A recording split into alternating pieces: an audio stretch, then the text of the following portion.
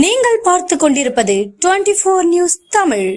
தேவூரில் அமைந்துள்ள பிரசித்தி பெற்ற ஸ்ரீ தேவதுர்க்கையம்மன் ஆலயத்தில் நவராத்திரியை முன்னிட்டு பால்குட ஊர்வலத்தில் அக்னி சட்டி ஏந்தியும் அழகு குத்தி நேர்த்தி கடன். நாகப்பட்டினம் மாவட்டம் கீழ்வேலூரை அடுத்த தேவூரில் பிரசித்தி பெற்ற தேவதுர்க்கை அம்மன் ஆலயம் அமைந்துள்ளது.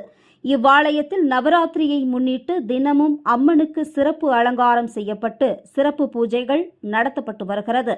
விழாவின் முக்கிய நிகழ்ச்சியான பால்குட ஊர்வலம் நடைபெற்றது.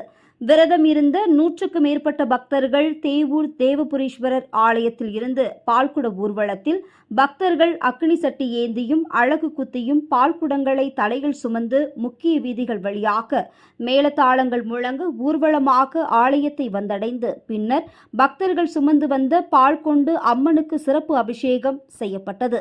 அதனைத் தொடர்ந்து அம்மனுக்கு சிறப்பு மலர் அலங்காரம் செய்யப்பட்டு மகா தீபாராதனை காண்பிக்கப்பட்டது. இதில் திரளான பக்தர்கள் பங்கேற்று சுவாமி தரிசனம் செய்தனர்.